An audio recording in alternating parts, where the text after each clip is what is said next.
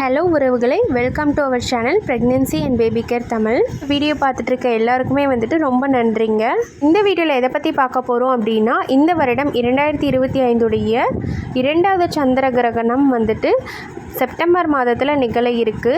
2025 already வந்துட்டு 2 கிரகணங்கள் வந்துட்டு முடிஞ்சிருச்சு. ஒரு சூரிய கிரகணமும் ஒரு சந்திர கிரகணமும். இப்போ வரக்கூடியது என்னென்னு பார்த்தீங்கன்னா, செப்டம்பரில் 2 கிரகணங்கள் வந்துட்டு ஏற்படுது. இப்போ ஃபஸ்ட்டு வரக்கூடியது என்னென்னு பார்த்தீங்கன்னா சந்திர கிரகணம்.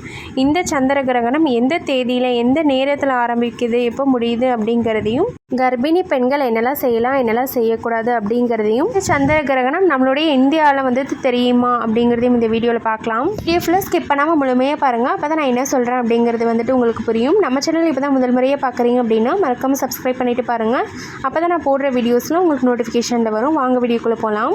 ஃபஸ்ட்டு சந்திர கிரகணம்னா என்ன அப்படிங்கிறத பற்றி பார்த்துடலாம். சந்திர கிரகணம்னா சூரியன், சந்திரன், பூமி இது மூன்றும் வந்துட்டு ஒரே நேர்கோட்டில் செல்லும்போது பூமியினுடைய நிழல் வந்துட்டு சந்திரன் மேலே பட்டு மறைக்கப்படுறதுனால தான் வந்துட்டு இந்த சந்திர கிரகணம் ஏற்படுது.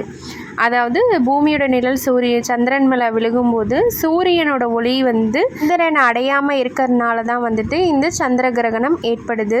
சந்திர கிரகணம் செப்டம்பர் 7 இரவு 8:58 தொடங்கி அடுத்த நாள் செப்டம்பர் 8 அதிகாலை 2:25 வரை வந்துட்டு இந்த சந்திர கிரகணமானது நிகழும். அதாவது செப்டம்பர் 7 நைட்டு 8:58 தொடங்கி அடுத்த நாள் செப்டம்பர் 8 அதிகாலை வந்துட்டு 2:25 வரை இந்த கிரகணம் நிகழும். மொத்தம் வந்துட்டு 5 மணி நேரங்களுக்கு மேலே வந்துட்டு இந்த கிரகணமானது நிகழ்கிறது. இந்த கிரகணம் சந்திர கிரகணம் இரவு நேரத்தில் வரதுனால நம்மளுடைய இந்தியாவில் வந்துட்டு இந்த கிரகணத்தை வந்துட்டு பார்க்க முடியும்.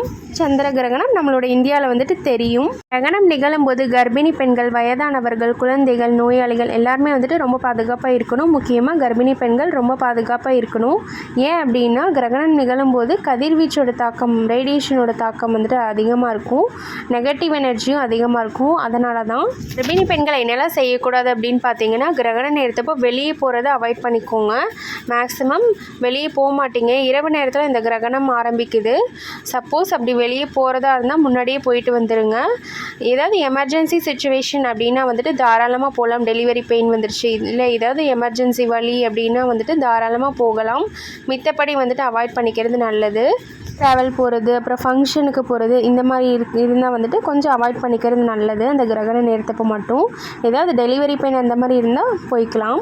அடுத்து என்ன செய்யக்கூடாது அப்படின்னு பார்த்தீங்கன்னா, கூர்மையான பொருட்கள்லாம் வந்துட்டு யூஸ் பண்ணாதீங்க. அந்த கிரகண நேரத்தப்போ மட்டும் கத்தி, கத்திரிக்கோள், ஊசி நூல் வச்சு தைக்கிறது, மிஷினில் தைக்கிறது, இந்த மாதிரியெல்லாம் வந்துட்டு அந்த கிரகண நேரத்தப்போ பண்ணிக்கிறது நல்லது.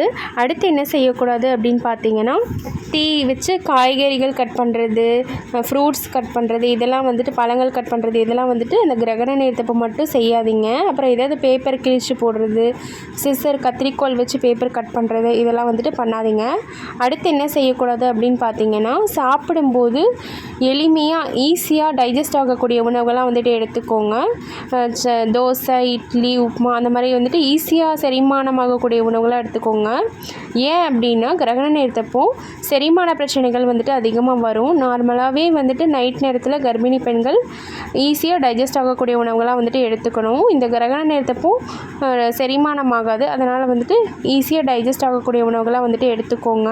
சப்பாத்தி, பரோட்டா, அப்புறம் வந்துட்டு எண்ணெயில் பொரிச்ச உணவுகள், நான்வெஜ்ஜு, முக்கியமாக அசைவ உணவுகளை தவிர்த்துக்கோங்க. முடிஞ்ச அளவு வந்துட்டு உங்களுடைய இரவு உணவை 8 மணிக்குள்ளே வந்துட்டு முடிச்சிருங்க.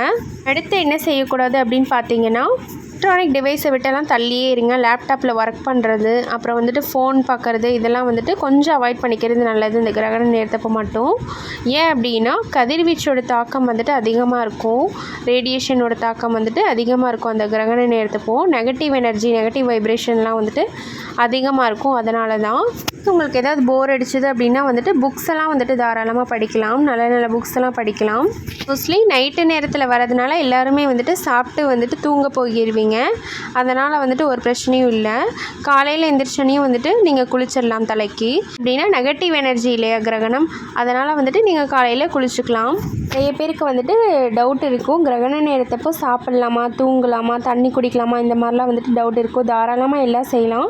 ஒரு சில பேர் வந்துட்டு சொல்லுவாங்க சாப்பிடக்கூடாது அப்படிலாம் கிடையாது. உங்களுக்கு பசிச்சா வந்துட்டு ஏதாவது லைட்டான ஃபுட்ஸ் தான் வந்துட்டு எடுத்துக்கலாம். சாப்பிடாமல் தண்ணி குடிக்காமலாம் வந்துட்டு யாரும் இருக்கக்கூடாது. இந்த விஷயங்கள்லாம் வந்துட்டு சயின்டிஃபிக்கலி அறிவியல் பூர்வமாக வந்துட்டு ப்ரூவ் ஆகலை. இருந்தாலும் வந்துட்டு நம்மளுடைய முன்னோர்கள்லாம் வந்துட்டு சொல்லியிருப்பாங்க, பாட்டி தாத்தா அவங்களாம் சொல்லியிருப்பாங்க, கிரகண நேரத்தப்போ கர்ப்பிணி பெண்கள் இதெல்லாம் செய்யக்கூடாது அப்படின்னு சொல்லியிருப்பாங்க. இதெல்லாம் வந்துட்டு ஒரு மித்து, அதாவது நம்மளுடைய நம்பிக்கைக்காக தான். கொஞ்ச நேரம் ஃபாலோ பண்ணுறதுல ஒன்றும் ஆகிறதில்ல. அதனால் எல்லோரும் சேஃபாக இருங்க. இந்த வீடியோ உங்களுக்கு யூஸ்ஃபுல்லாக இருந்திருக்கும்னு நினைக்கிறேன். நம்ம சேனல் இப்போ தான் ஃபஸ்ட் டைம் பார்க்குறீங்க அப்படின்னா மறக்காமல் சப்ஸ்கிரைப் பண்ணிவிட்டு பாருங்கள். அப்போ தான் நான் போடுற வீடியோஸ்லாம் உங்களுக்கு நோட்டிஃபிகேஷனில் வரும், நீங்களும் ஓப்பன் பண்ணி பார்க்க முடியும். இது மாதிரி வீடியோஸ் மட்டுமல்ல, pregnancy related videos, baby care videos, இது மாதிரி நிறைய போடுவேன். மறக்காமல் சப்ஸ்கிரைப் பண்ணிக்கோங்க. தேங்க்யூ.